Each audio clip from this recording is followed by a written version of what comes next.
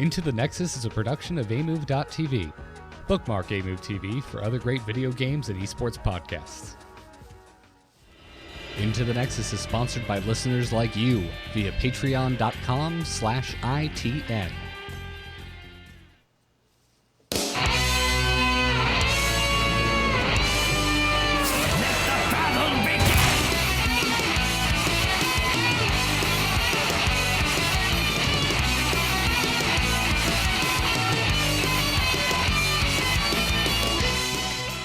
Let's get ready to rumble! It's time for Into the Nexus. This is episode 219. Welcome back, everyone. I'm Garrett Weinzierl, and I'm ready to get into the ring and beat the crap out of Kyle before I realize that he is my ally and we embrace in a hug, and it just becomes Goku and Vegeta all over again. Well, right, we were gonna match, but then the other two brothers showed up, and they were like, oh, we're here to take you down, so in a sort of Ash Ketchum's got a... Actually, it's better. I like Megatron, Optimus Prime. They're always teaming up when the big bad guys show up. They are. You could do the Horde and the Alliance, right? Like, they're always, like, doing wars and shit, and then they're getting together to fight old gods and whatnot. Yeah.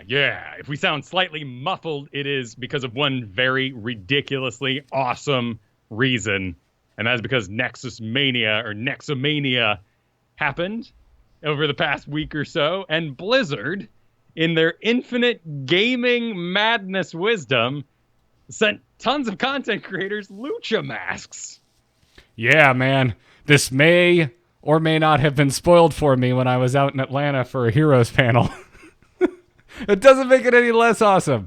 No.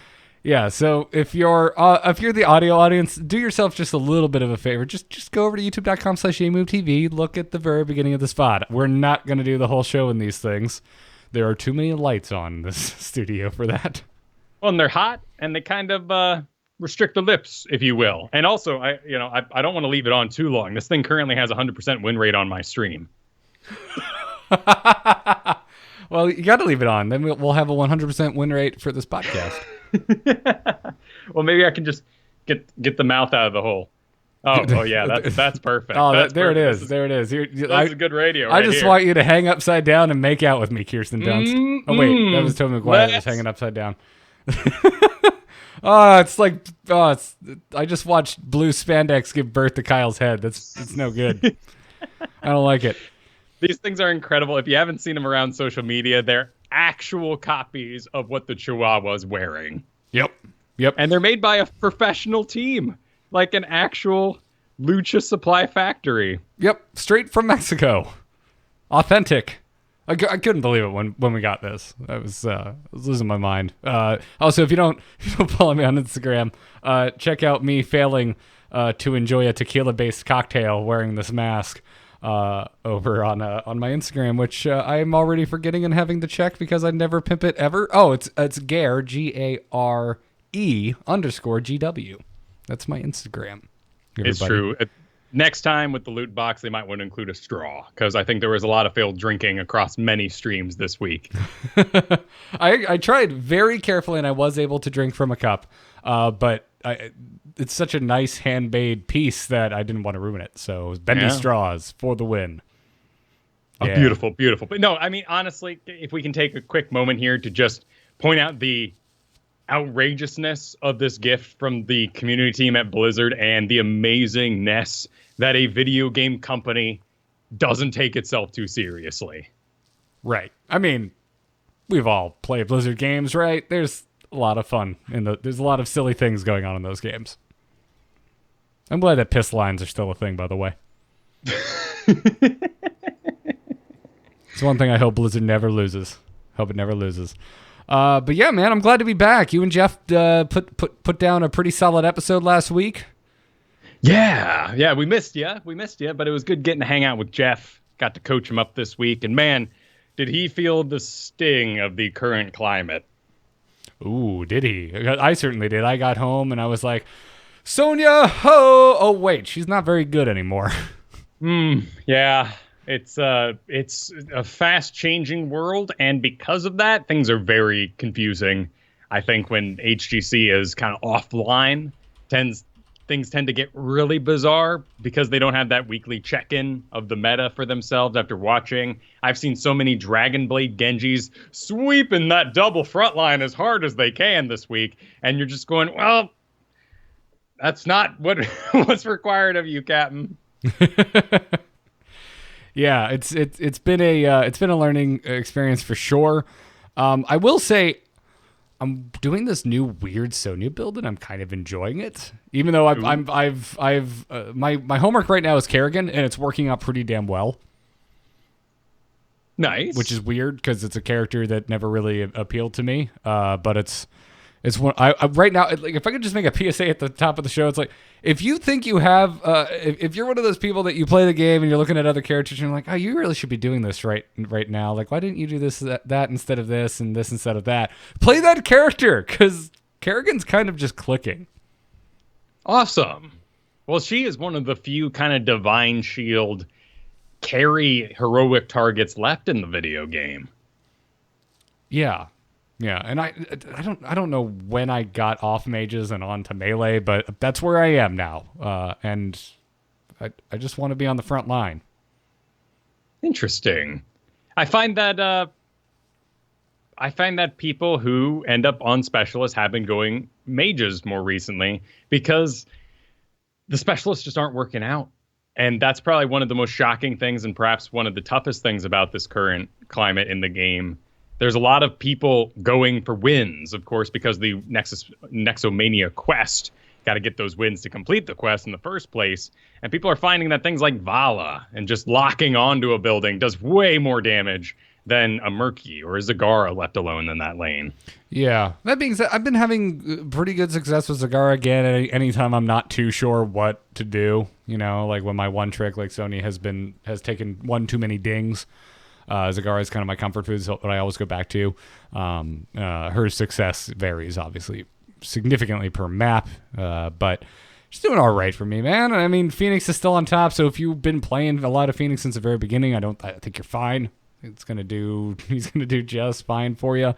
And Nazebo is still the specialist outlier, right? Like his stats, they never really falter. Yeah, the tough thing about Nazebo in higher levels of play right now is he's taking on too many jobs.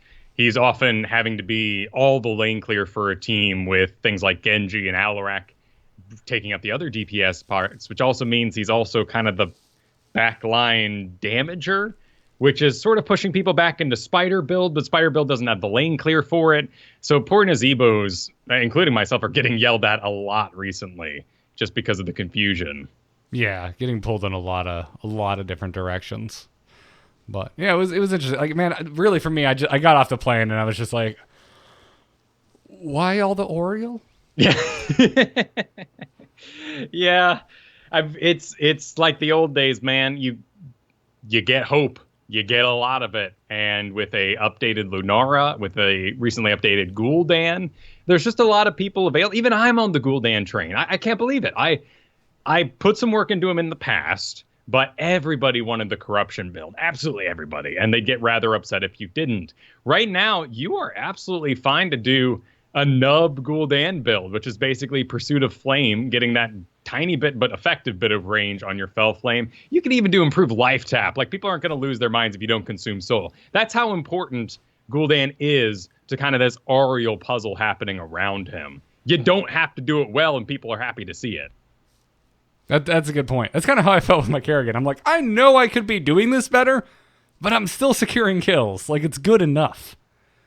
Yeah, and it's going to cause the team to have a lot of focus. And I think there's a good balancing act there that Blizzard has performed, getting rid of the power of the Divine Shield, super carry guy, Malthael taken out of Tormented Souls, Dragon Blade having its issues currently.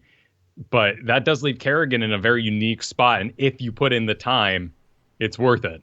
Yeah, and she pairs really well with, like, if you are rolling mages right now, Kerrigan is a great complement to a single mage on the team. I made best friends with an Asmodan the other day, which I think my last Asmodan story was I made friends with Asmodan story as well, but you know me. I don't have a particularly great opinion about Asmodan. I'm not stoked when I see an Asmodan on my team, but it was just I would get my combo off and they'd be right on the edge of death, and then this beautiful orb would come sailing in and just complete so many kills that otherwise would not have happened. I mean, to be fair, getting a stun on your team for an assassin role is really difficult to come by right now, and Kerrigan's still packing that. Yeah. No, you're right. I didn't really think about that. Like plenty of, like hold you in place, right? But that's not the same. It's not the same as a stun. Yeah, I've been very much enjoying it. And in the Oriole, like you're right, it's starting to feel old school to me. And we're gonna talk about Johanna and Arthas tanking later, and that's also just making it feel, maybe not the Arthas so much, but the idea that with someone like Arthas or Johanna, that it's like you don't necessarily always have to have a second tank. That feels really old school to me. I'm having to make these mental shifts, but I think I like the direction that we're heading, or maybe the destination that we have ended at. It's always fun to predict where things are gonna get to after these shifts. This is something maybe we could have expected, but not the particular characters. We knew we were decreasing mobility. What we really didn't think about is what would happen to our tanks in that role. Damage with mobility going down is going up, the connected damage. So things like ETC that rely on maybe an armor talent, self-regeneration, but have very little survivability when they're out in the thick of it are going away. Whereas these really, really tanky Arthas, Johanna kind of characters, but low mobility tanks are taking over. So it's bringing in this environment where globals are starting to be really powerful again. With Diablo losing some of his power, his delete potential with his old combo gone. Orioles come back, and if they add more dive to it, you have Aegis. The number of times I picked Oriole this week and the enemy team went, oh, that's a joke. Zeratul, Greymane in your face. Guess what? I'll just phase out of existence for a whole second, and you'll be dead because I'll explode like a small diva bomb. Feels good, doesn't it? It's great. And the whip, oh my God, the whip and the whip bacon of the 25% pushback as you get that quest completed. There is a lot of power in her own hope regeneration now, and it is changing the battlefield. And that means things like Malfurion as well are being very safe right now, even with his recent nerfs. Stukov isn't recovering right now. There's a lot of trouble getting combos done with that increasing cooldown. Yeah, I know you're. So are you really taken to Oriole? Do you think it is it because of Detainment Strike and you still have Diablo on the brain, but you don't want to play Diablo? That could be true. I really do love her. I think she's a ton of fun. I think her power spikes, particularly things like Shield of Hope, Aegis, Energized Cord, that repeating offense, each level kind of has a little bit of something that allows you to change the battlefield. And I'm honestly seeing a lot of tanks. I played triple tank comps this week with just a Gul'dan or a Lunara behind it, and you're perfectly safe back there. Fair enough. Before we get into news, I do want to just make mention of the fact that I was out at MomoCon last Friday for a Heroes of the Storm panel called Streamers of the Storm. It was moderated by the community manager Lashes, and I was on it as well as Jake, Halderin, and Selenity. The VOD is still up, by the way. You can go over to twitch.tv/MomoConTV and see it. It wasn't announced until pretty close to the event, and we weren't supposed to talk about it until it was announced. So in case you're curious why I didn't mention it on this show, that's why. Secret meeting. Yes, absolutely. But it was a lot of fun. Really enjoyed getting to, I'd met Jake before, but I never met Haldoran or Solemnity before. It was really cool talking to them. Also, the last night, McIntyre just showed up because I did not know this. He is an Atlanta native. Oh. Yeah, so got to hang out and pick McIntyre's brain a little bit. Just a fascinating guy, wickedly smart when it comes to the strategy of this game. We got to get him on the show sometime. Oh, absolutely. Absolutely. I mean, he, along with Not Paradox and Kala and the Blizzard team in general, have sort of led this big education charge. And in fact, if you take a look at Reddit day to day right now, you'll find a learn to play video of some kind done by a community member. The train is full force. Yeah. There's a lot of Heroes content being made by a lot of talented people. So, by all means, keep listening to this one, but go pick up a few more. So, well, this audio. You need some visual examples from time to time. Well, I would recommend Kyle Fergusson. Thank you. This guy, he's a little weird. He makes a lot of D&D references, but his teaching game is on point. So, anyways, let's move into it. This week's Heroes of the Storm news. Oh, or I'll just move the rack to the wrong thing, and there it is. We're on, boys! Ha-ha! Let's liven up this place! Can Stitches play now? Point me to the stage. Oh, trying to get that mask off. Oh, I have so much more control over the movement of my jaw. You do, but you don't need to say much. Usually you have someone introing you when you're wearing a mask, after all. Yeah, actually, it's probably a safety feature. You're less likely to get your jaw out of whack when you take a hit. Oh, yeah, you don't want to move it. You don't want to move it. It's very nicely made. Anyway, dude, happy anniversary, Kyle. Oh, yes. Happy 3-year official anniversary. Yes, official anniversary of not this show, Heroes of the Storm. Heroes of the Storm has now been in official release for over 3 years. They had a little portrait, banner, and spray action if you log into the game before June 11th, but otherwise, it's all still Nexomania, and it certainly does make you think. Oh? It's an interesting time period, right? They just released this very, shall we say, aggressive quest? I'm not talking about Toxicity at all. I'm just talking about a quest that you have to win. It's made the game very cutthroat. And a lot of people I know are coming back to this game after being gone for a long time going, wow, what a cool event. 3 years, I got to try this out. And they're getting in, and unlike maybe PvE games or loot-based games, they get on what is an old character all leveled up, and they get completely destroyed. So I've been hearing a lot of sad stories of people like, man, Heroes is looking great after 3 years. Wow, I suck at it.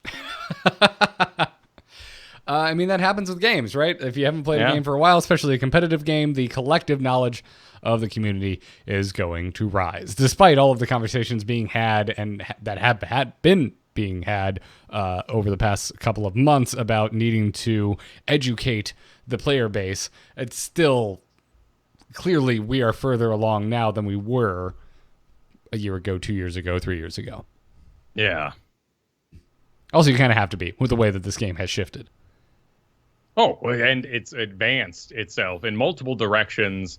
As we talked about before on this show, it's fascinating to see this year kind of the butting heads of old design philosophies with new design philosophies.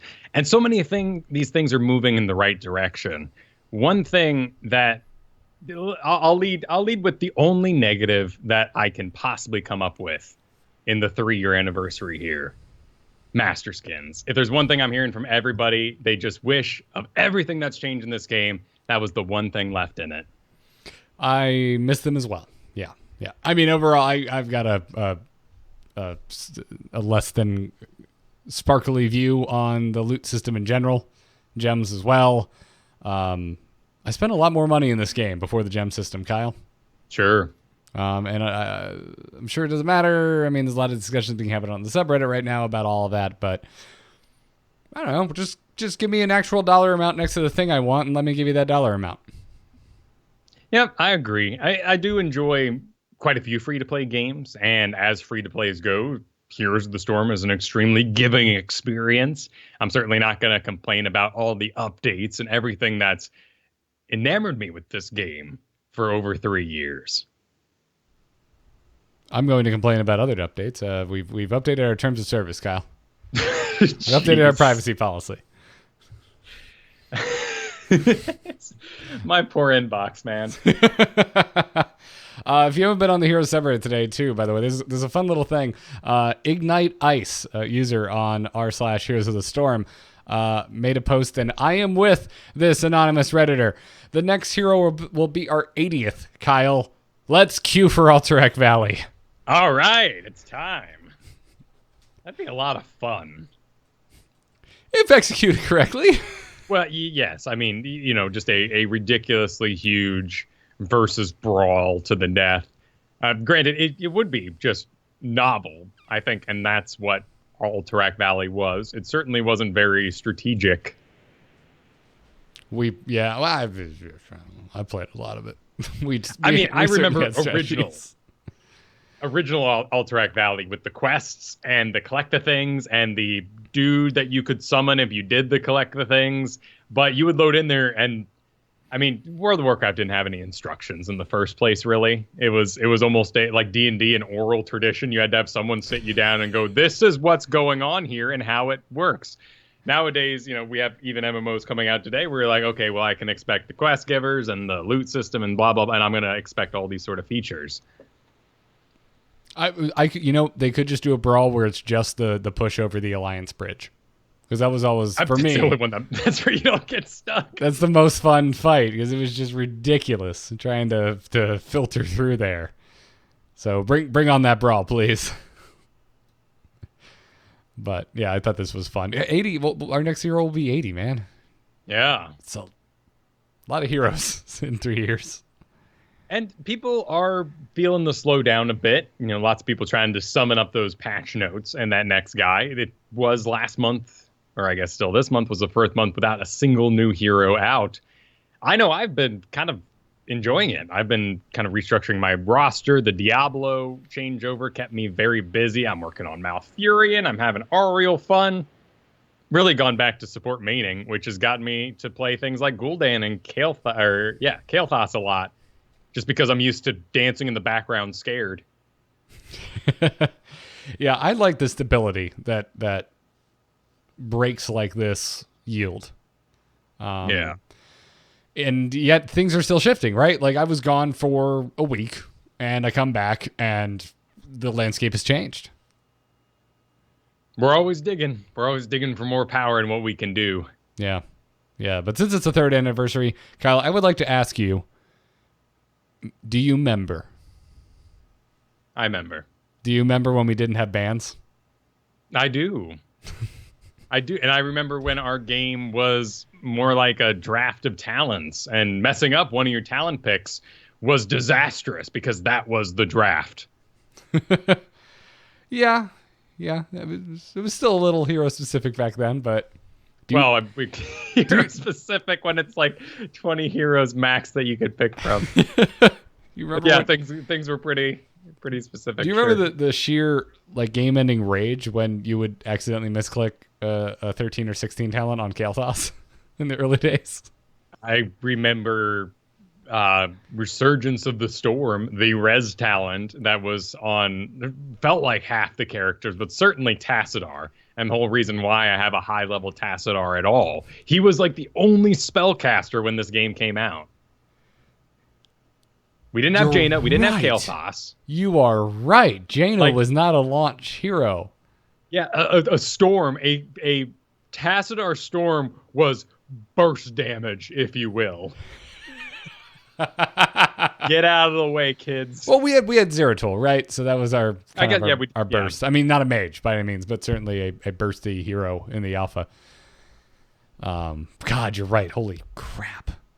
Can't believe. I think of Jaina as an alpha hero, but yeah, you're right. She wasn't there from the beginning. Getting to mature alongside this game was such a joy, and still is, because we're constantly refining our language. Like, we didn't know how to talk about this video game. It was such a foreign idea. League of Legends, Dota, they had their own thing, but we had to decide for ourselves what a carry was. How we're actually going to win a video game when everybody shares levels. Yeah, it was very strange to wrap, and I had very limited knowledge of MOBAs. I had played League of Legends once, got called color for words, uninstalled it. I was drug into Dota 2 by you, kicking and screaming. Found out I actually kind of liked it, but I didn't play it a ton. Got called colorful words. I did, but at least I had a friend there to be like, just ignore them. Yep. It's okay. It's okay. Just roll up the windows. But yeah, man, it's come a long way. I assembled a couple memories here. I want to throw more. Do you remember the artifact system? Of course. One of the The briefest and biggest mistakes that could have happened to the game. Yep. Do you remember when we were both consistently breaking the damage meters by playing Raynor? A pushback. Actually, that's a mechanical feature that was changed later on. If you're not familiar with the original knockback, it did a mini stun, which interrupted channels that could be pushed, like Asmodan's laser beam, Lily's cups. So Raynor was actually packing one of the best interrupts in the entire game. It was pretty nasty because it's such a fast projectile. It's a relatively easy to hit skill shot. It's on a low cooldown. I think it really is highlighted when you say, I was diving for Butcher and Raynor on Battlefield of Eternity release.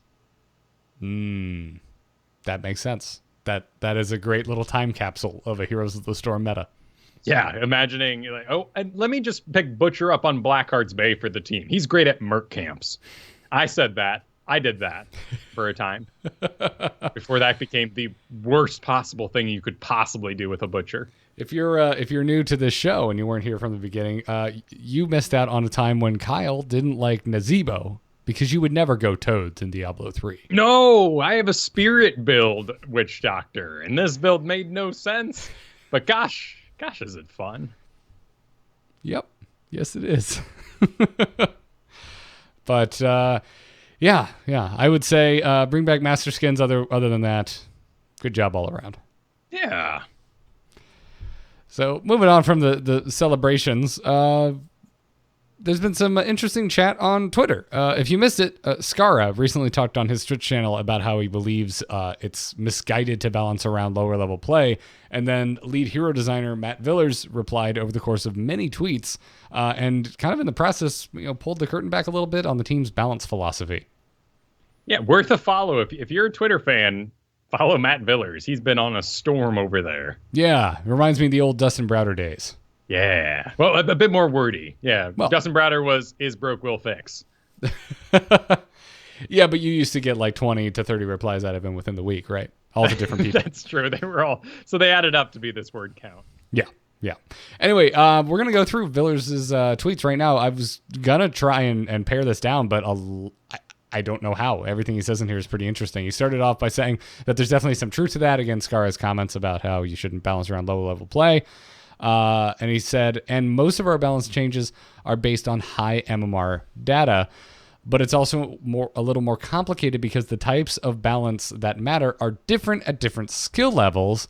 And he continues by saying that the biggest difference is that balance in the strict sense is important for high MMR players, but its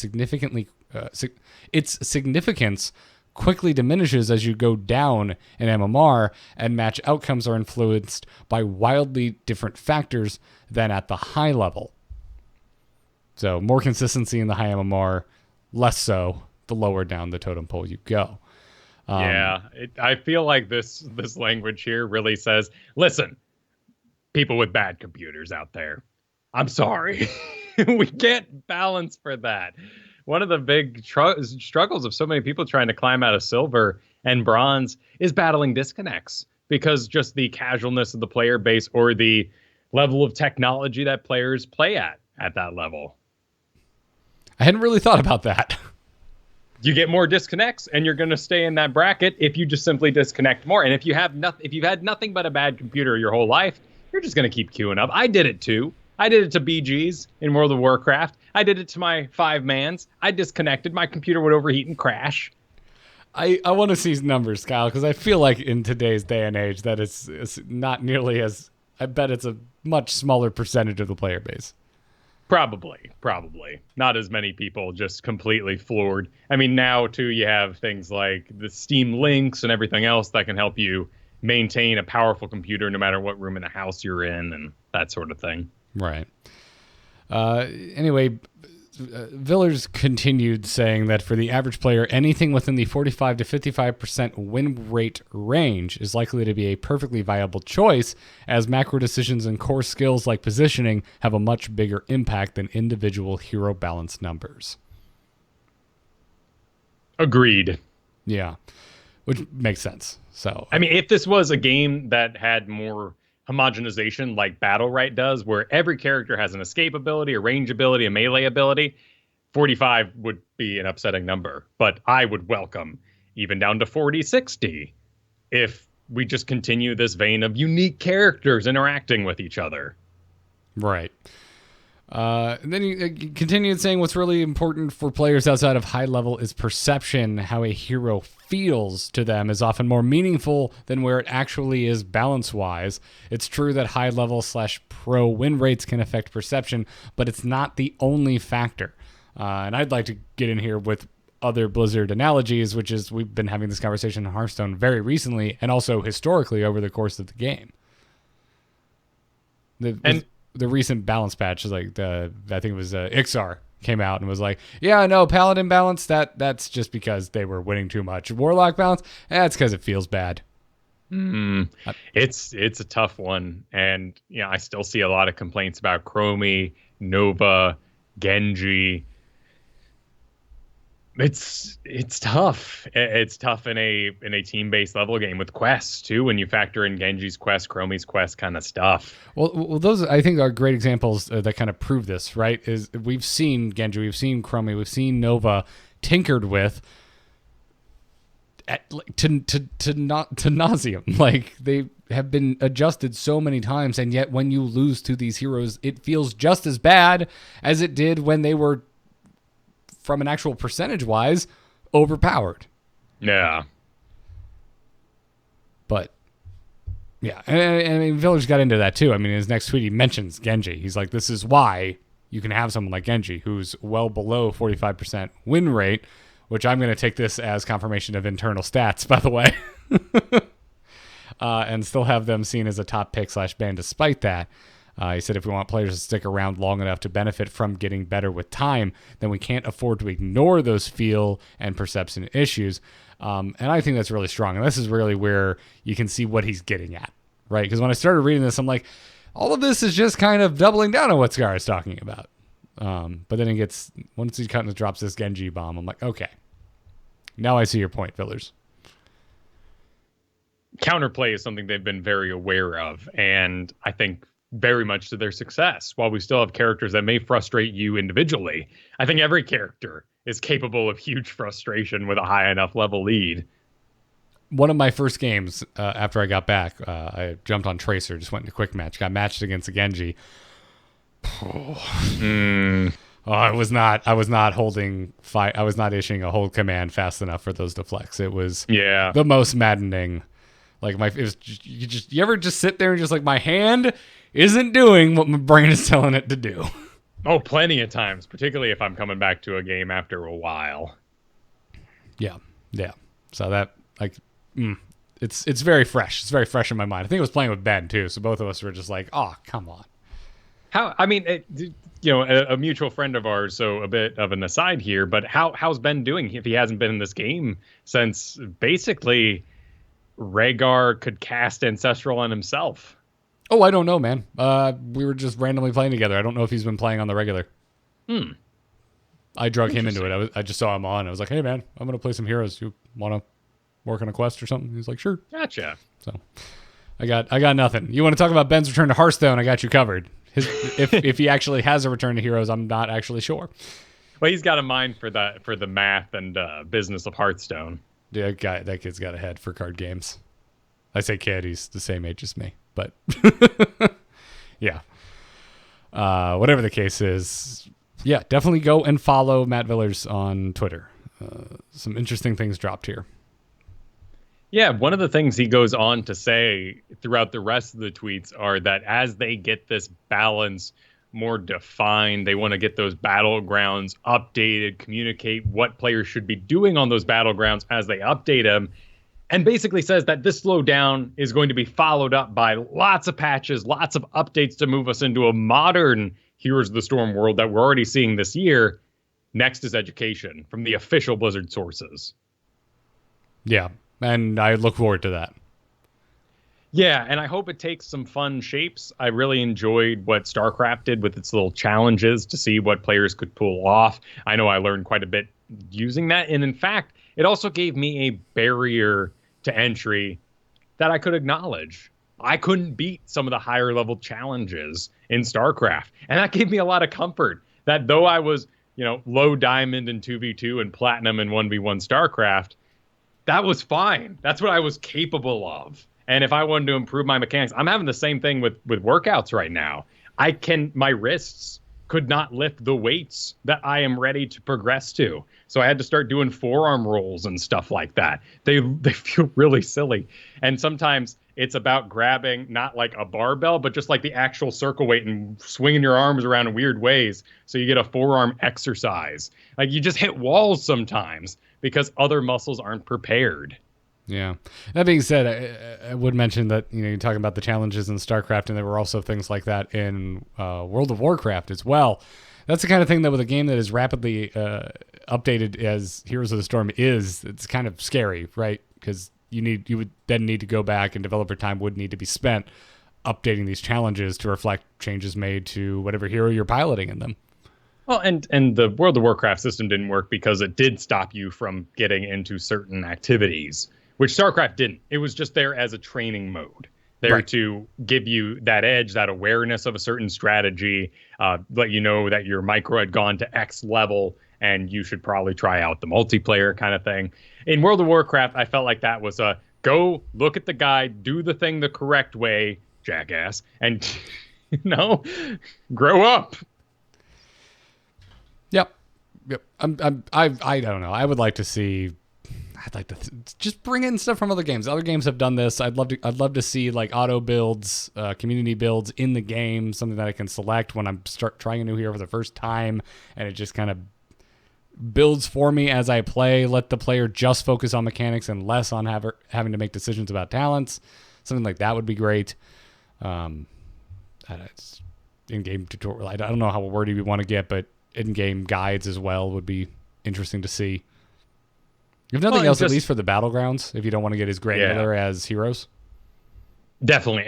And some of our weirder battleground traditions that we still pull from time to time and you have to be aware of. And I'd simply love to see, at this point, a damage split. The spell damage auto attacks, maybe. And that may put more importance on it. What I'd really like to do is just stop low leaguers from arguing about spell and physical damage. I don't know why this is still happening. You get 4 mages on your team and everybody throws in silver and is like, this can't win. They have an Anubarak. It's not how it's fine. It's not how it goes. It's fine. It's still a shit ton of burst. They're gonna die. It's damage. It's like they're gonna take spell tap. Well, then lead with one of your small spells, remove the spell shield, shred it, and then cast your big spells afterwards. But they just get so upset. Same with specialists, but that actually does have some. I love when you have extremely specific experiences coaching Jeff. Not just Jeff. These aren't just Jeff things. These are things I see all the time. And in fact, like I've said, Jeff is now in gold, so we're seeing gold league problems. Fair enough. Well, whatever the case is, this was fascinating. I'd really like to see more of this stuff from the Heroes team. So Matthew Villers and crew, keep this up.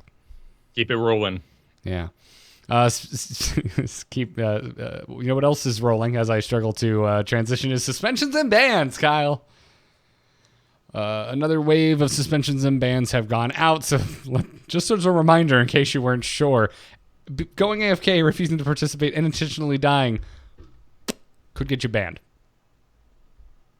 Or at least suspended. So don't do that. This is an action based on that in-game performance data they talked about. I mean, clearly reports are, of course, aiding in this. But this is part of the performance-based matchmaking that we've talked about in the past. And by observing your performance and the game judging that performance, they said they'd be able to find more trolls. And they have. And they're gone now. Good. Be gone with them. Yeah. I don't even want them under the bridge. Just fire them off into space. I mean, there has been a lot of conversation going on about toxicity, of course, in any game and in most games right now. It's interesting where that conversation has gone. And right now the conversation has really kind of moved on to it's everybody's job to talk about it.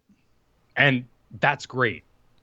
I don't know if we're all ready as a community for that, but I find it very fascinating that it feels like our next goal in battling true toxicity is going to be calling that person out. And as a group, as a team, everybody backing up that, even if it's right? Like, Nazebo, you suck. Brr. Everyone on the team needs to make that effort to say, that's not cool. And we're starting to see that. I mean, I would chalk that up to, it's up to all of us, right? Like, we were all in this together kind of thing. And it may sound cheesy, but it's not wrong. It's always been my kind of my basic reaction to these conversations is that it's up to us as a community, all of us, to be better, to hold everyone to the same level. And it's so easy to be quiet. And my strategy is often, if someone's picking on me directly, to be quiet. I don't want to further enrage that person. I don't want to make it worse. I don't want to give other people reason to become tilted further. So my B or silence. But that's also how I was treating other people too. And that's something I feel like is really important and might be the next big step in battling that, is telling people they're too much, getting them off that Nazebo, talking about something else. I think it was 3 or 4 episodes ago that you said that one of your go-tos is saying that's too much or that's too far. Yeah. We got a decent amount of feedback from that, from people saying that they thought that was kind of brilliant. And absolutely steal it. It's a powerful tool that, was invented over years and years of playing this game. And I think it's coming that time where we all need to look a little weird at you. It's got to be a kind of Disney experience. You're standing in the middle of Main Street, USA, and you're cursing up a storm. We're all going to start looking at you pretty weird till those security guys come haul you off. Maybe in a game where we're quiet, you're not on camera, you need to do a little more than look weird at them. You got to say something. Yeah. I don't disagree with anything you said, man. We all just need to be better. And I always come back to my parents out there, please watch your children as they're gaming. I don't want them to grow up to continue trolling me. That's been a fascinating exchange in general, too. Lots of streamers toning down their language as they've gone to events, they've gone to live lands, and they have kids walk up to them and say, I love watching you. And they're like, oh my God, what have I done? Yeah. I mean, that's that's a conversation in its own right? Like, I don't want everything I consume to be the same level of wholesome. Sure. Like, I just went and saw Deadpool 2. I don't want Deadpool to start pulling punches. No. But yeah, I think it's interesting to have that experience, right? We've had that before. I try my very best to keep this PG-13, and even then, like, I say shit a lot, and I don't know, it's hard for me to stop. Like I said, PG-13 is what I aim for. But when I hear from people like, yeah, we listen in the family in the car with the family, I'm just like, I really need to be careful about my innuendos. Well, luckily, like a Disney movie, those will move on, and they can enjoy them when they listen to the show in 3 years. Very true. Very true. I've been rewatching Rocko's Modern Life at the moment, and that show is hilarious if you have an adult brain. Yeah. Rocco was very real about office jobs.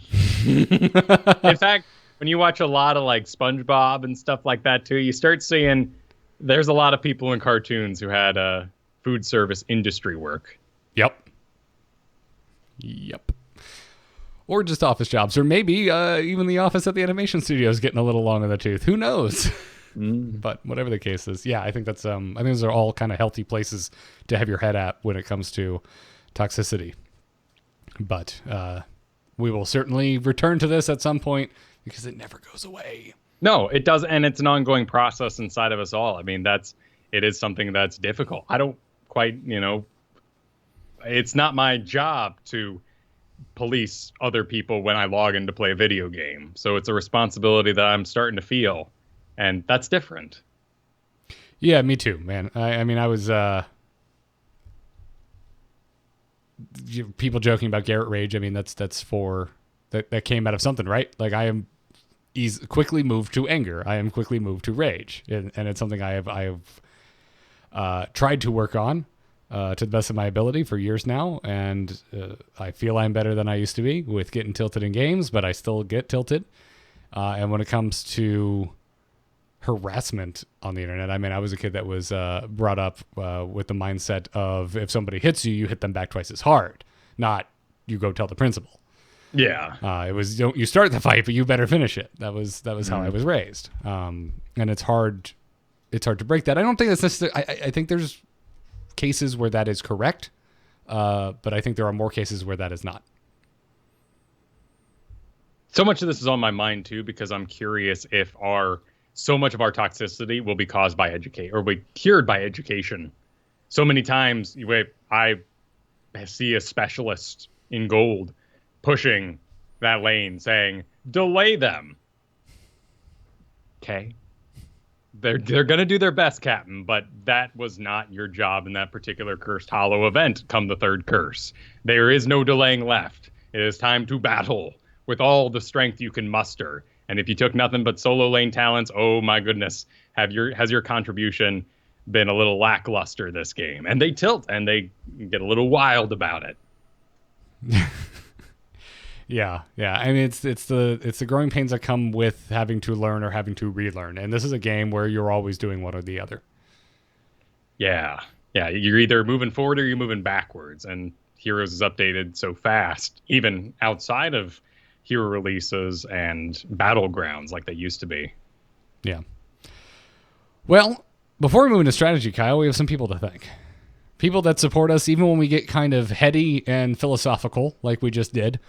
And those are our patrons over at patreon.com/ITN. This is the opt-in way to support this show, whether it's $1 an episode, $5 an episode, onward and upwards. We really appreciate it. We do this for a living, and this is one of the major ways that we are able to. So we are moving back towards the beginning to pay a pro to be on the show once a month. Originally was the Dunk Train goal. Dunk Train has been extremely busy. We've also been below the goal since the Patreon changes that were announced that did not go into effect back in December. We dropped quite a bit since then. We are back into an upward momentum.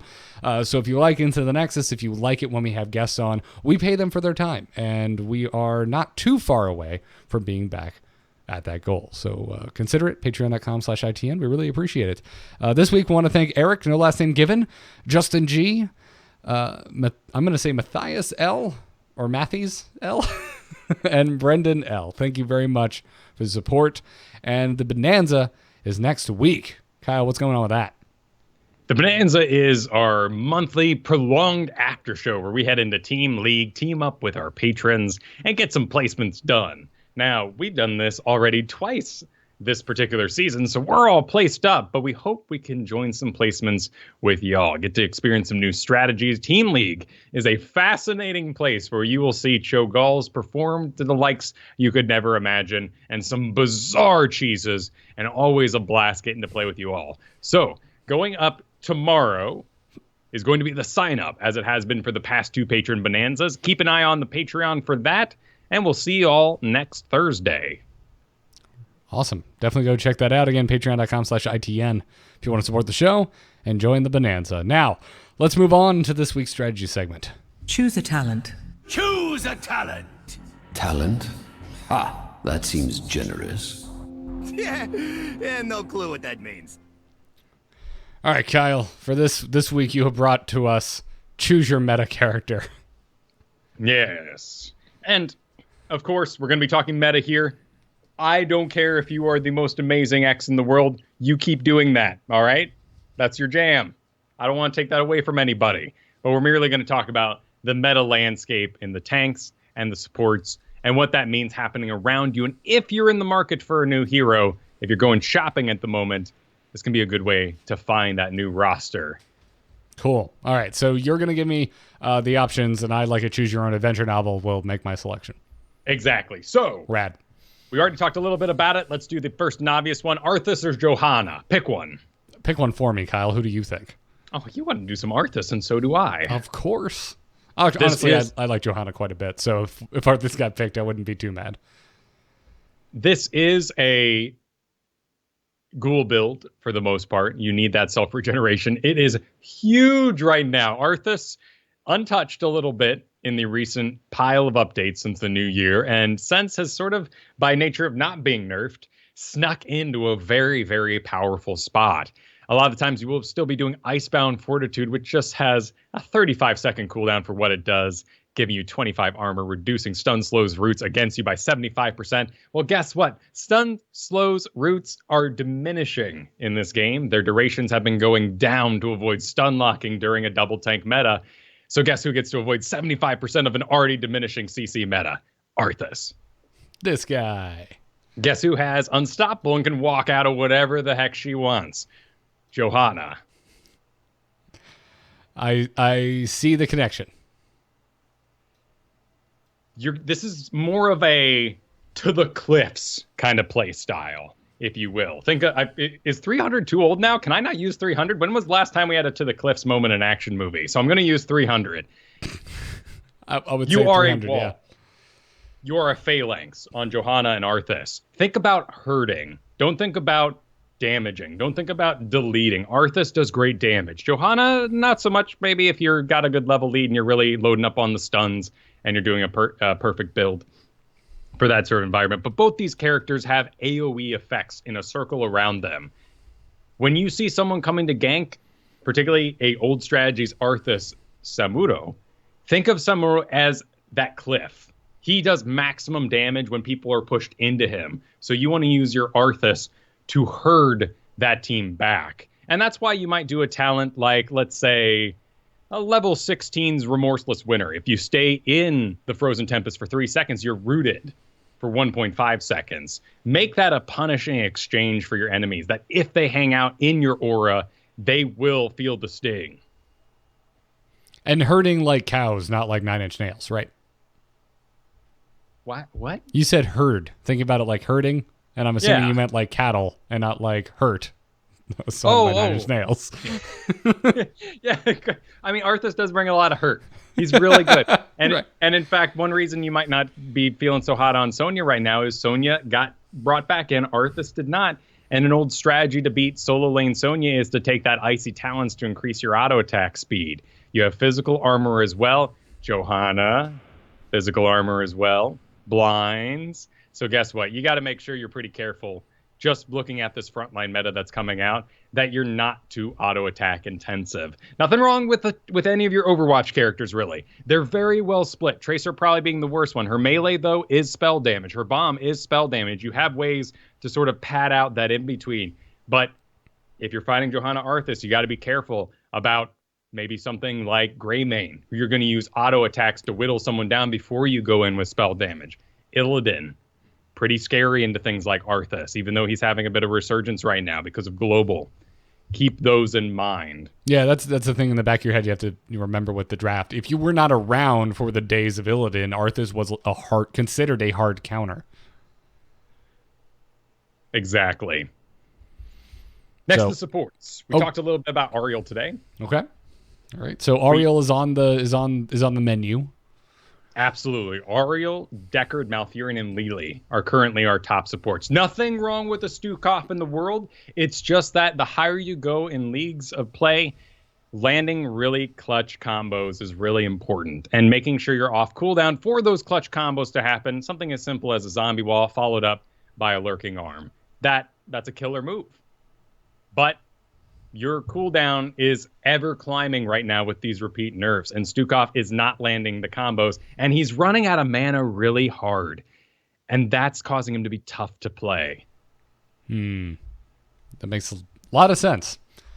So, Malfurion, Auriel, you're seeing that really safe front line. You have some really good anti-dive abilities. Whether it's roots for your Malfurion. You can also take a talent whenever you get stunned. It'll reset your roots. So if that Diablo's going on you, you have a counter in that way. Auriel has Aegis and her whip back in order to get rid of those dive characters. If you're not comfortable with those two sort of mega squishies, very reliant on your team, giving them mana, getting hope off them, nothing's wrong with the good old chaos of Deckard Lily. They're kind of the same thing. Think of Lily as a higher damage Deckard. Think of Deckard as a Lily with Engage, basically.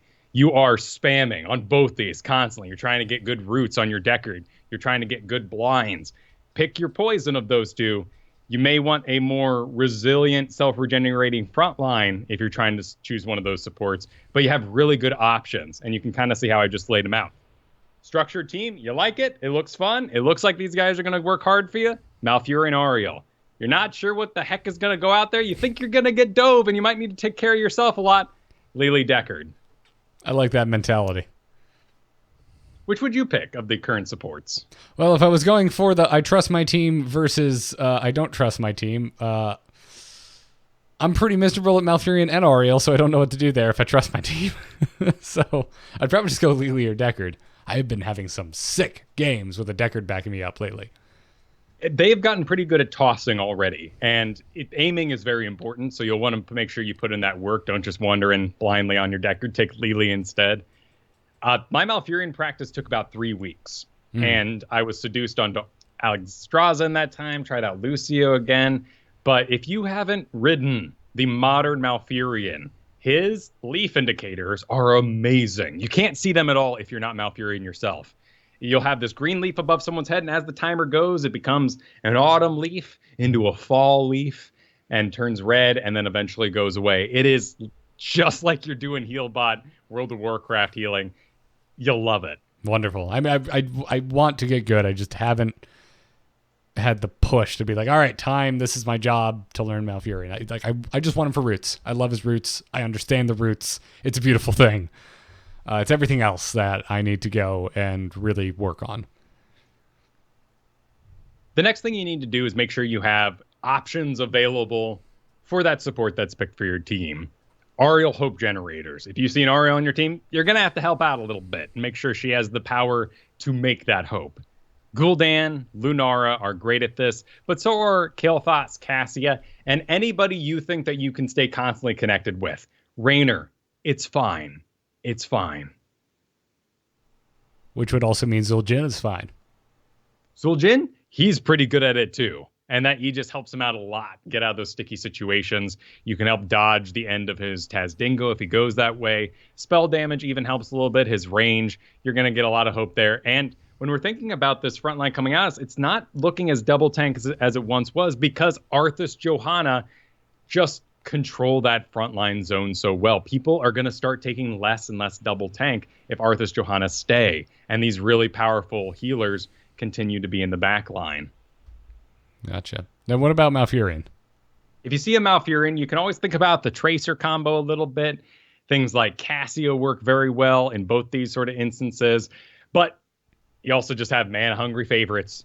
Your Chromies makes a bit of a vulnerable backline, but she loves it. Nazebo's great to grab a Malfurion along that. He's pretty resilient, but he has really bad early game mana issues. Jaina, Kael'thas, Kel'Thuzad.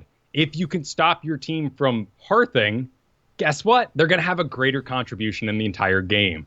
And I think we all discount what mana actually does in a team fight. And if you haven't read it recently, holy crud.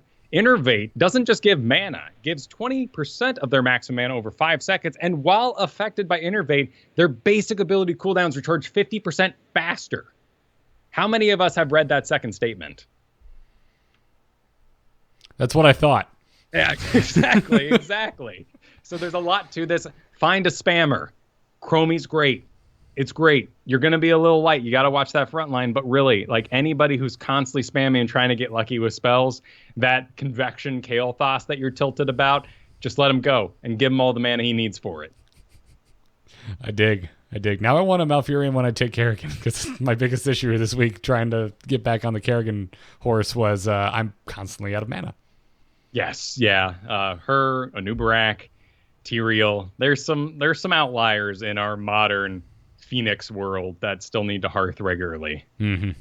Yeah, it's older heroes that haven't necessarily been touched. Arthur's not one of them, but I mean his trait returns the mana, so you don't need to worry about it as much. The last thing you'll want to consider, and this is a strategy for those interested out in the world, is that Arthas, Johanna, and Ariel Malfurion are all pretty slow, and for the most part have just okay or bad lane clear. Getting something like a Dahaka, Falstad, even a Brightwing on your roster right now can be very powerful. You are going to double soak. You are going to soak that distant lane before it hits the wall, and that'll give you a level edge. Because level edges are so important when we're team fight focused, like these current supports and tanks are, you're going to have a really good game. So actually, without Diablo there to double stun you, explode your bird, not a bad time to get on Falstad, honestly. This is feeling older and older to me, and I kind of dig it. Well, but with Deckard running around, right? Yeah, just Deckard's in there, but otherwise we're pretty old school. I mean, Skeleton King is one of our highest win rate heroes in the game right now. That's crazy. Another reason why Sonya might be struggling. But the off tank is slowly becoming more damage heavy. We're moving away from Sonya, even like Garrosh, into things like Skeleton King. Of course, Thrall, Maiev. Malthael's making a bit of a comeback because of a playstyle change. And those roles are taking over our off tank rather than doing like ETC Blaze. That's a real nice front line. I wouldn't mind if you did it, but we need a bit more control than that on the map. Yeah. God, the Leoric win rate is completely nuts right now. Yeah. And a decent amount of games played. Like, I'm always like, yeah, but what did he have? Like 1,000? Nope, never mind. Over 4,000 games logged. Wow. 268 games banned. Who's banning Leoric? I'm not sure. I'm not. All my bans right now are mostly Garrosh Phoenix in my league. Gotcha. I mean, in the last 7 days, there are bans recorded for every single hero in this game. Lowest being Raynor and Shen. I would love to see the game where Raynor gets a ban. Yeah, makes you think. I mean, probably targeted. Probably that one guy. I know there's a Grandmaster guy who plays nothing but Raynor out there in the world, and people don't mind him too much. Yeah. Yep. Well, cool, man. Thank you for bringing this in, this wisdom with you and sharing it. We will continue to watch as the story develops. Yes, but it's a brave new meta we're living in. And it's a lot of fun, but this is a changeover period. So, as usual in these times of flux, you can wait till HGC plays and we kind of see what the new world looks like in the heads of the populace, or you can take a chance going into that Hero League, and people are going to be a little more grumpy just because they're confused and scared. As we all are. It's a human condition. Well, let's take some emails and wrap this up. Darkness stopped calling. Hold on. Darkness just texted me. Okay, tell him I'm not here. I'm going to wrap the show up with the mask. You can send your emails to itncast@gmail.com. I'm not going to sit here if you're wearing a mask and I'm not. That's just right. You've got yours laced in the back. That's got to make it real hard to get on. Oh, no, you're doing just fine. Kyle's is a professional luchador, ladies and gentlemen. Anyway, emails. itncast@gmail.com is the place to send them if you want to get on the show.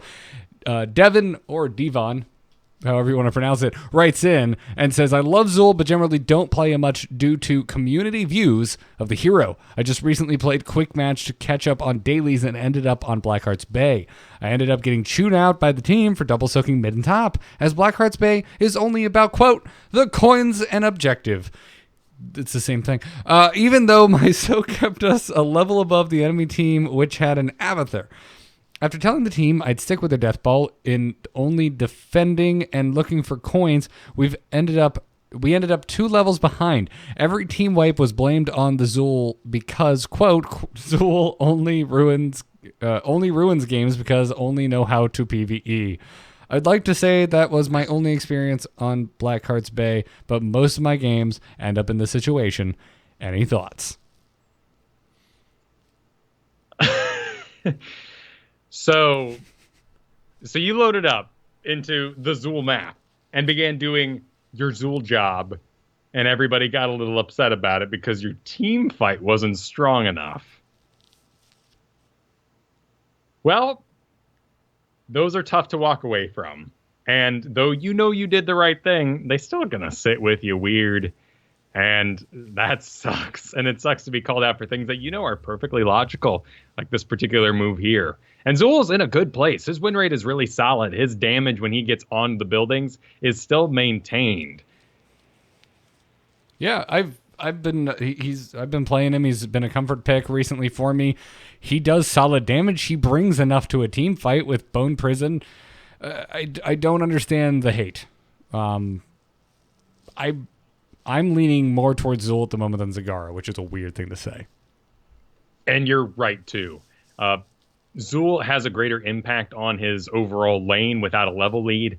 He has powers to push buildings that are going to do damage far beyond what Zagara has until she gets Nidus. That's a level 10 global. Guess who can do Zagara's job earlier and better? Falstad. Gross.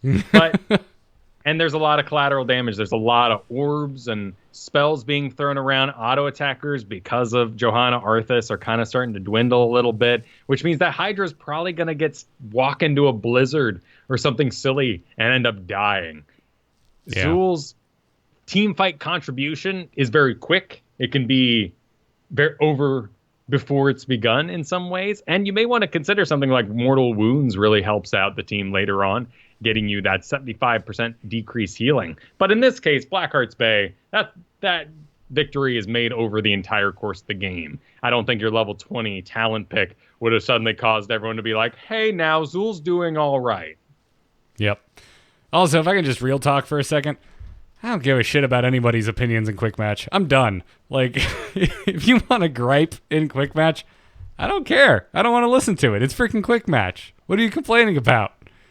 You literally rolled the dice by hitting that button. Yeah. There's a perception in Quick Match that we don't have to try hard until it's almost over. And I think that just comes from where we learned to play this game, which was before our January-December update this year. Because previously, you could kind of slack off in the early game and then pull it all together in the end when you figured out what's going on the enemy side. You have to rock that early game and then rock the entire game to win it now. I see this when I play with friends a lot of time. We spend the first 3 minutes, 5 minutes of the game just farting off, that death doesn't matter, that death doesn't matter. Guess what? It did. When you win your solo lane, it's not the kill you should be most excited about. It's pushing your minions into their wall and having their wall destroy all those minions. You just pocket your own cash, and the paycheck sitting there for the enemy team, you just burnt it. You didn't even leave it on the desk that they then had to walk into danger to get. You just burned it. Yep. Yeah, I don't get it. So also if you're in this, I get in this mindset as well where getting this type of negative feedback just drives me nuts, and I just want to play a game of Quick Match and relax while still playing the game I love. I turn Allied Chat off. Not a bad idea. Zul is a solid hero. I can't think of many situations where I would just insta-lock him in a draft environment, but he's a very strong hero. This is a game of adaptation, especially in Quick Match. The best way to play Quick Match is going with the mindset that you need to adapt to a situation you have not been in before, and to let other players bring you down because they're not willing to make that adaptation is wasted energy on your part. Agreed. And it's sad you had to endure that. And like we were talking about earlier, I wish there was someone that went to bat for you. Yeah, likewise. I mean, if I was in there, it would have been like, it's Zul, it's Blackheart's Bay. That's exactly what I want to see. It's exactly what I want to see. What? I get so excited when I end up on Blackhearts and Quick Match and there's a Zul on my team. It's just tradition. If anything, I get salty when they don't double soak. Right? Unless they're just like the most ballin' ass Zul team fighter I've ever seen. But yeah, that's not here or there. Anyways, Devin, I mean, this is the kind of email where I look at it, I'm like, do you just want me to agree with you, make you feel good, or rage against jerks in chat? But yeah, no, I'm on Team Zul. So Cauterized wrote in and says, I've been playing Heroes of the Storm since Alpha and played a lot of League of Legends before that, and I'm always looking for fun outside the box character synergies or interactions. I'm wondering what your guys' favorites might be. One buddy of mine and I have been working on what we call Bomberman. Basically, it's Garrosh and D.Va taking into the fray at level 7 and having D.Va shoot her self-destruct at the enemies as they retreat and the timer wears down, I throw the mech onto their heads of the enemies and delete them. Great show, by the way. Hope to see you in the Nexus one day. I mean, I just like playing with you when we sit there and we think, hey, what's the dumbest thing we can do to just bully down a lane? And for a long time, we were just Lily and Butcher. Well, and yeah, that's true. That's true. And that was a really good combo, the amount of spam it allowed for. Not exactly a lock-on heavy thing, maybe like the old Tyrande Diablo combo. I know, of course, Ariel Hope generators and things like that we've talked about today. This particular combo that Abe brings up is fabulously fun to run. I can never decide if I want nuclear option on my diva or not, because it kind of leaves Garrosh giving away the gig, though it does so much more damage. Giving away the gig? Yeah, you're going to increase the timer on the self-destruct by 3 seconds, which causes Garrosh to kind of have this like, wow, wow, wow, wow, wow, it's building, and he's just kind of dancing by it. And like you can try to like not give away the gig, but it goes so long that they're clearly going to leave that area, and you're standing by the bomb. What do you think you're going to do with it? Gotcha. You're going to toss it on top of them. Right. It's very obvious. You're tipping your hand extremely early. But yeah, I mean, our if you're newer to the show, like our historic duo on the show is Frost Bros, which is Arthas and Uberak. And it's just, I mean, it seems like they should be together because of lore, but it's so much fun to play them, man. Like, your enemies just don't get to walk or move in the way that they want to walk or move. There's a lot of lockdown. And an important part about that combo, which you found with your Garrosh Diva, is it happens before 10. It's not very counterable, but that is a big part of it. If you pick out a cute combo at 10, you got to get to 10 first. Here we're getting to 7 before you pull off your Into the Fray. That's not bad. The whole problem with a 10 combo is the enemy has 10 now too. And their power spike is going to maybe counter yours. They might pick something that completely avoids what you're doing. Chromie gets stasis.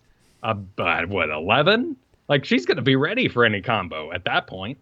Yeah. Yeah, this is a good point. Like you were saying earlier, like Zagara, he really comes online at 10. You know who doesn't have to wait that long Falstad? Yeah. You do the same thing here with your duos. Do you have any other fun combos you like? I mean, there are some cute ones. The ones I think of immediately right now are like the Zul Kel'Thuzad, where that's going to be a 10 though. That's a level 10. Yeah, it's a level 10 Scourge Strike there, but across a map, Kel'Thuzad dropping that on top of your Bone Prison, calling that from across. You mentioned our Frost Bros. The great thing about Frost Bros is that both Anub'arak and Arthas are resistant to 2 different types of damage. So you get this really ebb and flow kind of playstyle where I run in to absorb the Li Ming bolt and then back up so that you absorb the Vala shots. And then we sort of go back and forth and really make sure we reduce as much damage being done to us as possible. I like any combination of circles. Circle team is my favorite team. Pinball Wizard. You can do some Maiev Gul'dan with a Horrify and then her Prison. Oh, it's so hellish, man. It is, but again, it's 10, so not on the top of the list. I think one of the best ones you can pull in quick match if you're ready for it is something Illidan or Zeratul related. If you think about those 2 characters, when you see them by themselves revealed in Zeratul's sake, people can get a little crazy in their heads. An Abathur or a Brightwing, this global kind of presence making a sudden 1v1, a 2v1, is a lot of fun to pull off. Oh, gotcha. You're saying that when you see someone like Zeratul, you're just like, sweet, kill, I'm getting it. Well, and Zeratul is walking by himself, so people get overexcited, and then Brightwing comes in and changes the battlefield dramatically. Yeah. I've been, again, sorry to keep bringing up Kerrigan, but I've been noticing that as well. Like, if I'm just like, I guess I got to pick up the XP in this lane, and then 2 people show up to like, oh, a Kerrigan, that's dead meat. And then the team reports, it's kind of glorious. Yeah. If you are a Sylvanas and you use your wave for lane clear, and people get really crazy and you're not sure why, that's the reason why. It's the overcorrection of the going back to when Dunk Train was on and was like, listen, you should just look at the enemy team. What abilities do you see used? And then you adapt your play, right? Like, what do you wait to see? Like, Sylvanas' Sonic Wave is one of them, but the overreaction to that is putting yourself in harm's way because you're just like, oh, that's a guaranteed kill. I saw the Haunted Wave, but where's the rest of the team? Keep an eye on that mini map. One of the combos I've been running the most recently with my team is Tyrael Deckard, and it's a cute combo, of course. But it also works very well because Tyrael supplies shields and movement speed. And guess what will help you get to... Oh my god, you put on sunglasses with the mask. That's amazing. What actually gets you to run over those potions is a shield and a movement speed buff.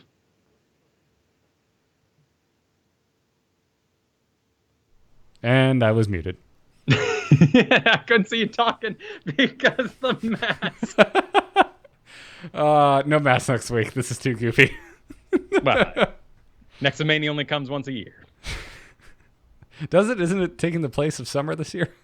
It lasts a few weeks once a year. There you go. Well, anyways, Cauterized, thank you for sharing your ridiculous combination with us. Keep those emails coming, by the way, everybody. itncast@gmail.com. That's going to wrap it up for this episode. Thank you everybody for tuning in. Feels good to be back. Good to have you back, Garrett. And you did a fantastic tour, man. Great job on the MomoCon stage. Oh, thanks, man. Again, if anyone wants to check that out, the VOD is up on twitch.tv/MomoConTV. I'm going to see if I can actually record that and throw it up on one of the audio feeds. But in the meantime, you can catch it. You can catch it there. Also, huge thanks to Blizzard and MomoCon for having us all out there. It was a lot of fun. Miss you out there, Kyle. I'm glad you got to hang out with some members of the community that you haven't gotten a chance to either. I mean, there are so many awesome people that just we don't get to interact with enough. Yeah. There's just not enough in-person meetings. Apparently, we all just need to move to California. Well, that would be very dry. I would have a very, very, very, very, very tiny, not earthquake-proof home for what I'm living for in Florida. But that is life, right? Got to get out there. Anyways, thank you again to our patrons supporting us over at patreon.com/ITN. If you like the show, if you want to throw us a buck or two per episode, patreon.com/ITN is the place to do so. Huge thanks to our producers, Declan H. and Cheesy Bob. Thank you, gentlemen, for the support. We have t-shirts available over at shirts.amove.tv. We also have glassware, pint glasses, wine glasses, stuff like that at etched.amove.tv. That's because they're custom etched into the Nexus logos on them. Go check it out. You can follow the show on Twitter at ITNcast. And we got to thank Gorath for our intro music and BrianGriffithMusic.com for our outro. And this is where I normally would shoot over to you, Kyle, but we need to remind everybody that Saturday is the Heroes Charity Brawl. This will be the third year, yeah. Third annual Heroes Charity Brawl. You can find out more information by going to heroescharitybrawl.net. This is a fundraiser that is run through GoFundMe to benefit the Make-A-Wish Foundation. None of us make anything from this. All of the money goes to Make-A-Wish, and there are so many Heroes content creators involved. Scott Johnson is going to be there, Ryan Ryder, Kristen Ashton, Greg Parker, Bo, you, Kyle, me, Jules Scott, John Jagger, and to be announced because of something I just remembered on that 10th person. Hey, no, well, congratulations to Jeff, who sadly won't be joining the Heroes Charity Brawl because he got a job at Blizzard. Oh, I didn't know I was allowed to say that or not. No, he's on. I think we're. Oh my God! Wait, hang on. I'm not allowed to say that. Oh my God! I don't know. Well, the cat's out of the bag. Congrats, Jeff. Yeah, well, same. Congrats to Jeff. Yep. He got a job at Blizzard, so I'm not sure who is in that 10th spot. If it has been addressed in our DM sessions, I have not seen it. But anyways, heroescharitybrawl.net. Come watch us play really silly games of Heroes of the Storm. Come watch me lose every game against Kyle, which is usually how it goes. We should clarify, because there's a Jeff Kanata and a Jeffrey Reynolds from Heroes Forge. Oh, sorry. Yeah, Jeffrey Reynolds. Yeah, that might get a little confusing out there. Yeah, Jeffrey Reynolds of Heroes Forge. Yes, which means he will no longer be on Heroes Forge. Yes. Yeah, so. But big congratulations to him getting a job at the Big Blue Bee. I've never called it that before in my life. I don't know why I started now. But whatever the case is, heroescharitybrawl.net. It'll be this Saturday starting at 5 p.m. Eastern Time. Playing a lot of heroes for a good cause. Kyle, where can everybody find you? You can find me over at twitch.tv/Kyle Fergusson, where I have launched my morning stream, Fergs in the Morning, 10 a.m. to 1 p.m. Pacific. Monday through Thursday, I'll be playing video games on my stream. Monday through Wednesday is Heroes of the Storm, with Thursday being variety before I head over to this fine show. If you're looking for Heroes content, that is actually now a stream That'll be live when things go live. About 11 o'clock is usually when patches drop, new heroes, PTRs, and I'll be ready for them. And if not, we'll be playing some heroes. Nice. Well, you can find me on Twitter at GarrettArt, 2 R's and 2 T's in Garrett, which reminds me I have a solo show called R2T2 to remind you how to spell my name, but it's also my solo show. It used to be called The Angry Nerd, but now it's called R2T2. You can find it by searching for R2-T2 wherever podcasts can be found. I put up my first episode ever where I had Katie, my wife, on this week.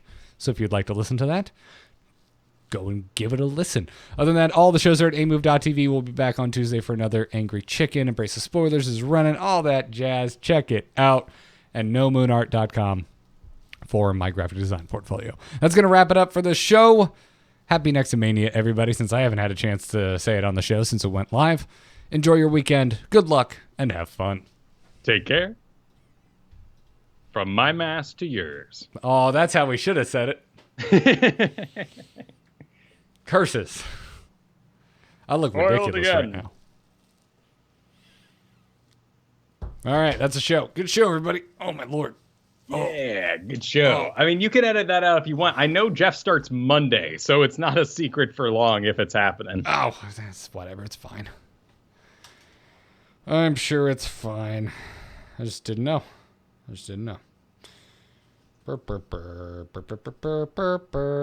I'm cooking sausage tonight. Yeah. Sweet. Chicken sausage. Chicken. The one with the little leaf on it and whatnot? Oh, no, we have a local butcher. Oh, even better. Yeah, it's the best chicken sausage I've ever freaking had. Nice. Usually I have it, and I'm just like, this is good, but I'd rather just have pork. This one, I'm fine with this. I never am sitting there being like, I wish this was the real thing. So it's pretty rad. Man, by the end of all the traveling, I was actually wishing to eat healthy. Yeah, if you've done it, the world's pretty salty out there, and not in like a toxic kind of way, like in a world is full of it's savory, over savory. It's a lot of sodium. Yeah, a lot of sodium. Yeah. The saltiness doesn't bother me so much, but it was just like in New York, man. If you're trying to eat cheap, it's pizza and burgers. Mm-hmm. I was just like, it's really good, but it's too much. Yeah, it's too much. Also, like bagels and baked goods for the morning, and I had the best donuts I've ever had. Which ones? We just random local corner store. Got a cronut. Okay. Finally tried a cronut. Did they tell you about the a cronut? A croissant donut. Oh. So it just looks like a really big, like, fat donut. It's about the same size as donut, but it's a lot fatter. And then you bite into it, and it's all these little flaky layers of awesome. Yeah. Some good stuff. I'm glad that it's not easy to get those here. Did you hear about the water? The water? Yes, I hear New Yorkers are pretty wild about their water and how good it is for their bagels and dough in general. Oh, well, I mean, I was drinking out of the faucet, which is something I don't get to do in Florida. The water was very good, and it comes out cold. But I guess that would explain the bagels and the pizza. Yeah, apparently. God, the pizza was so good. It was the last night when we finally got, like, honest-to-God New York pizza, too. Like, we had some in Brooklyn, but it was at, like, a sit-down restaurant. It was too freaking fancy. I haven't been in New York since I auditioned for colleges. Wow. But I'm heading back there this year in September. So I'll have to get a list of places to go. Yeah, man. Yeah, you should, I think you have a good time. I mean, I haven't been back. This is the first time I've been since I was 19, so it's been roughly the same amount of time. Yeah. But it's a lot more fun as an adult, in my opinion. Most things are. Yep. Bills and rent are annoying, but getting to do what the hell you feel like is a lot more fun. Yeah, traveling is a lot more rewarding when you're in charge of where you're going. Just go, I would say just at one point, take a day and just make sure you get out to Central Park, because it is as majestic as you would hope it would be. Yeah. And probably the one place you can stand where you've been, where the most movies have been filmed. Yeah. I mean, you could go anywhere in New York probably, and something's been shot there. But yeah, that specifically, what the hell is it called? The park in the center with the fountain and the arches. I don't know. I went there. It's very cool. Go look at the arches. Go stand and take a bunch. The ceiling tiles are cool and old school. I took a bunch of pictures. It was fun. It's a good time. But thank you, chat room. You were great. I'm doing Let's Talk About Star Wars tonight, where we spoil the crap out of Solo. Ooh. But I gotta go and eat dinner before we do that. So stream's going down. See you. Cool.